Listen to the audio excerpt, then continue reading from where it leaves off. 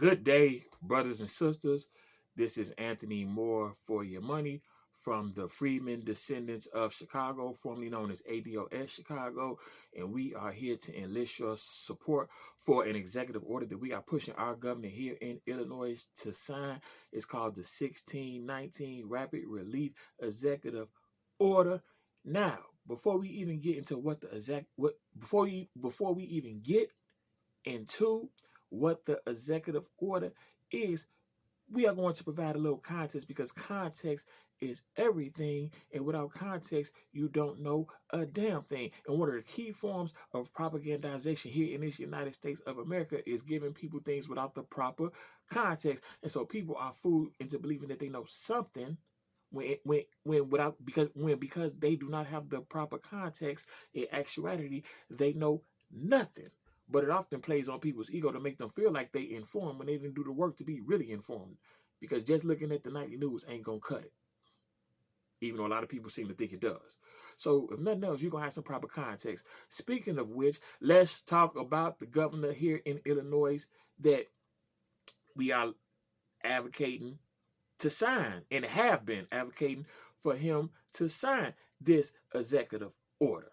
And that's multi-billionaire Democrat J.B. Pritzker, who inherited all his money. Now, this gentleman, to probably give him more credit he deserves, spent in order to become governor for the first time of Illinois in 2018, he spent reportedly at least a small percentage of his multi-billion-dollar inheritance. I mean, he reportedly spent at least $154 million. Just a small percentage of his multi-billion-dollar inheritance. And even though it's just a small percentage of his multi-billion-dollar inheritance, it's still a whole lot of money. It's a whole lot of money that buy you a whole lot of sellouts, that buy you a whole lot of votes, that buy you a whole lot of Negro politicians bowing down, that buy you a whole lot of black people selling out their own.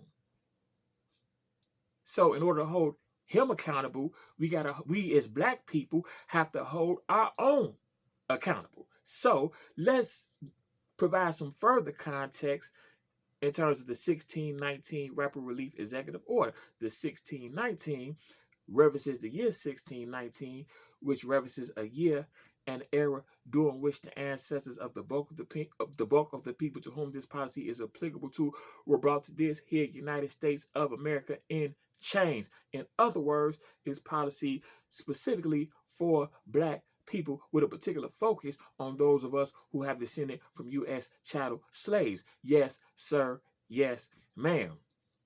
And so to say that this is policy specifically for black people is to say that this is policy specifically for the people most responsible for this multi-billionaire governor who inherited all his money getting to that office. Because, like I said, despite the fact that this man spent that small percentage of his inheritance, that's still a whole lot of money, 9-figure amount. And I think he's supposed to he's spending more this time around because now it's time is re-election time, and so it's time for the chickens to come home to roost now. And so even though he used that small percentage of his inheritance, that's a whole lot of money. And he was sold and bought all kind of things, all kind of people, all kind of resources, all kind of clout in order to buy his way into that governor's office here in Illinois. Even with that being said, even with that being the case, even with that being the reality, we still call him JB. I wouldn't be governor without the black vote. Pritzker. Guess what? Guess what? Because he wouldn't be governor without the black vote. And the reason why I am whispering it is because the people who should be shouting from the treetops, the people who should be most hold him responsible, the people who should be yelling it from a bullhorn if necessary, these black state legislators in Illinois, these so-called leaders in Illinois, these so-called leaders in Illinois that's supposed to be advocates for black people, aren't saying it. They aren't telling this man, hey, you got to do right by my people because my people are the ones that put you into this office. Not only would this man not have won the governorship without the black vote, he wouldn't have won the Democratic primary. So we ain't even got to get into the Republicans. We ain't even got to talk about the Republicans. But in terms of the back for the 2018 election cycle, in terms of the Democratic primary, with the Democratic candidates ran against each other to see who would be the Democratic nominee to run against the then incumbent Republican governor, Bruce Rauner, another white male billionaire, who I call Bruce. I don't care nothing about the poor or working class Rauner. And so if he don't care nothing about the poor, if he don't care nothing about poor people or working class people, you know, he damn sure don't care about black people. And that's another thing. The fact that we got to go from a white male Republican billionaire to an even richer Democrat white male billionaire. What the hell? We can only elect billionaires now, but that's where we headed to a country. That's where we are headed at as a country if we don't change things. And that's also why, even if you're not black, you should support this 1619 rapid relief executive order, even though it's focused specifically on black people, because it's ultimately what's best for this nation, at least in terms of the masses, at least in terms of the working class, at least in terms of having a functional democracy. And we break down why. So if you want to know why, holler at us. Click at the links in the information we have below, including the website ishardbeingblack.info, which is named after Pritzker's own words, because he was offered pandering versus policy, which is the playbook for Negroes nationwide when it comes to politics. Okay, we get pandering versus policy, symbolism versus substance. And so, as I said, and by the way, we've been at this for over a year and a half, so we ain't no fly-by-night, flash in the pan, hop along, Cassidy type Negroes. And during this year and a half that we've been advocating for this executive order, we also got other groundbreaking revolutionary legislation passed. We helped get it passed. Not only did we help get it passed, we also helped get it crafted. We also helped craft it, using some of the expertise of the people in the Freedmen descendants of Chicago. By the way, shout out to the United Sons and Daughters of Freedmen. The Freedmen were the free slaves after the Civil War. So if you descended from slaves, you descended from freedmen. But using the expertise from some of the brothers and sisters in our organization, we actually helped craft the language that went into the Violence as a Health Crisis and Disease Bill, which was shortened to Violence as a Health Crisis, which goes hand in hand with this 1619 Rapid Relief Executive Order. And we actually got this governor to sign it. Now, we got to stay diligent with that, because they're trying to pimp that out too. Because it's one thing to get legislation passed, which is a major accomplishment within itself. But you still, after you get it passed, you still often have to fight to get it enforced. Especially if it's something that's going to help the people. Especially if it's something that's going to help black people. Especially if it's something that's going to help black people who have descended from U.S. chattel slaves. But the violence and health crisis, that's for Illinois as a whole, not just black people. So. But as I was saying, so during this year and a half, we reached out to a whole bunch of these Illinois state legislators, regardless of what race, not just the black ones. But of course, if the black ones don't support it, we can't necessarily expect the ones that's not black to support. Now, even if you're not black and you're a politician in Illinois, you still should support it, because if you support us, we'll support you, and it makes sense. But like I said, if our own don't support it, of course, we can't necessarily expect others to support it. And why are they not supporting it? Because of the same thing. Now, before I even say that, I will say that the one black politician who has been in Illinois, who has been a champion and an advocate for this, Pritzker. I mean, he worked toward getting a meeting with Pritzker to speak with him about this executive order, and Pritzker wouldn't even meet with him. Brothers and sisters, that's a slap in the face to us all. Because that shows what he really thinks about us. And like this whole apparatus across this nation, they see us as a people to be used, abused, confused, and to have our political power diffused. So even though this is focused on Illinois, we are seeking national support, because even though all politics is local, we can nationalize some of these local politics by nationally supporting our brothers and sisters all across this nation and changing this whole dynamic, because we are striving for this to be a sea change where black people, especially those of us who have descended from chattel slaves, actually get fair exchange for our vote all across this nation, actually get fair exchange for our political capital, which by design we don't in no way, shape, or form. And like I said, by design. So, as I was saying, why are these black politicians not supporting this, even though it's a great idea? Because of the same reason that black politicians all across this nation on every level sell us out. Because they some shucking and jiving, stepping the fetch, tap dancing, bow, jangle, jump jack, flash, sell out house, need the goals. Because when it comes to Negroes that sell out their own, whether it's in politics, whether it's in entertainment, whether it's in media, I don't care, even if it's just the damn janitor.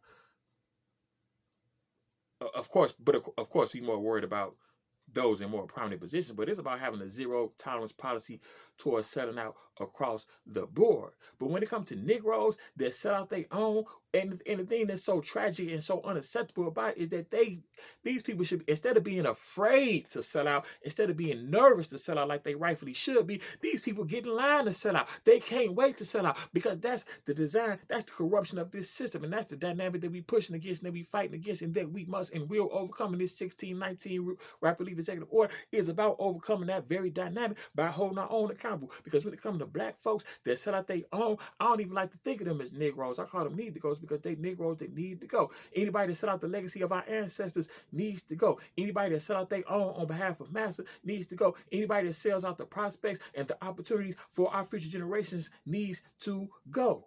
Okay, sell insurance, sell vacuum cleaners, do some knitting. In other words, do something else, because this is a transformative time. This is a time for courage. This is a time for cutting edge thinking. This is an inflection point, and that gets into what the 1619 Rapid Relief Executive Order is, because the 1619, we've been at this for over a year and a half, and at first it started out as making sure that we get our fair share of the first federal COVID bill that was passed under Trump in March 2020. But since then, 2 more federal COVID bills have passed with money to the states, federal money to the states. Another one under Trump, and another one under Biden. Plus, this infrastructure money is slated to come to Illinois, a reported $17 billion. So they figured that they would ignore us. They figured they would wait us out. But now it's more money and it's more resources for us to get. And now this same man who ignored us for this year and a half is up for re-election. And he about to come crawling to us, asking for the black vote, when this man had the opportunity to do something about it. And he said it's hard being black. But the fact that he said it's hard being black and he's not going to act on that specific fact shows us exactly where it's at and where it will continue to be at unless we demand more. And so it's about make the 1619 Rapid Relief Executive Order. And by the way, like I said, even though it's not reparations, we call it the 1619 Rapid Relief Executive Order because you gotta know where you came from in order to get where you're going. If where you're going is better and greater than where you ever have been. And so we take pride in and we pay homage to our ancestors and understand that we are ultimately fighting the same fight that they fought, just the modern day evolution of it.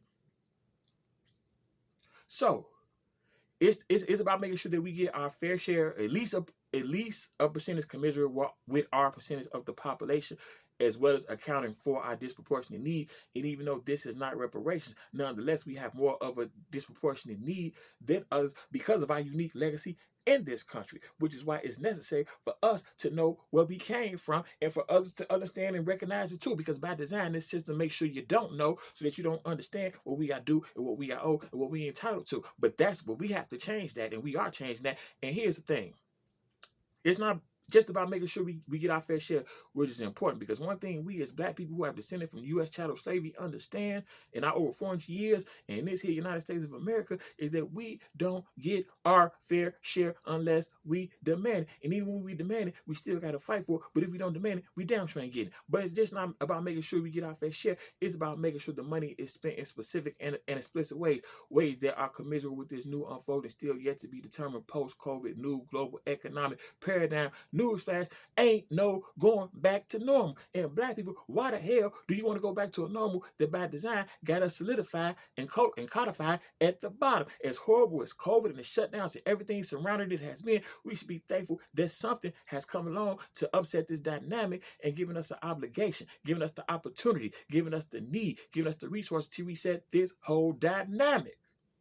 Okay? And so we talking about using the money in ways where it's a return on investment to the state. Click below for a document we sent to some of these politicians who we reached out to that talks about a program, suggesting a program modeled after a program that's been successful in Italy for over 30 years, where they take unemployment money and give people the option to take their unemployment money and pool it together with others to form worker co-ops to create businesses that create jobs. So as opposed to being a supposed drain on the state, it's a return on investment to the state. And that's what we're talking about doing, using the money in ways that will be a return on investment to the state. And here's the thing we got to understand. These people, they will spend $15 million, and it's just a hypothetical example, but it's real. They will spend $15 million to pretend to address a problem if majority of the money is going to go back to their rich donors, their rich donors and friends, as opposed to spending $12 million to actually solve the problem if it's actually going to benefit the people. So we actually talking about probably spending less and getting more in terms of return on investment to the state. What these people will be doing if they want pimps, hustlers, and panderers. They want to make sure that more and more wealth get consolidated in the hands of the already rich and wealthy. So this is what's best for the state. We talking about building up our economies in autonomous and self-sufficient, prosperous ways that we as black people who have descended from U.S. chattel slaves have never been allowed to do. Because even when we built up our own economies, despite slavery and everything we've been through, such as with Tulsa, such as with Rosewood, such as with examples that people have no idea about. Hell, people just not, a lot of white folks and others just not hearing about Tulsa last year because they just not start speaking about it nationally last year. National news figures said on national TV that they first heard about Tulsa last year. So I'm not making this up. And they turned them down just because we were black. Well, this is a period of reconstruction now. Okay? And so, like I said, it's a time for heart. It's a time for courage. It's a time for innovation. And these people, these politicians should be leading the charge. But since they're not going to lead, we got to lead. And if they don't want to lead, we got to hold their feet to the fire because they will squander and miss out on this, not just once in a lifetime, but once in multiple lifetimes. This once in a multi-generational opportunity to do things differently because this is an inflection point. Mm-hmm. And if they're not equipped to do things differently, then they don't need to be there. They're not worthy of the position. And a lot of times it's just about opening the door and for those with the ideas, for those who are going to bring about the necessary and needed change. So Anthony Moore for Your Money More, Freedom in the Centers of Chicago, 1619 Rapid Relief Executive Order, Violence as a Health Crisis and Disease Bill, shortened to the Violence as a Health Crisis Bill. Shout out to the United Sons and Daughters of Freedmen. Like I said, like, subscribe, click the notification bell, you know the script, click the links we got below. Let's go.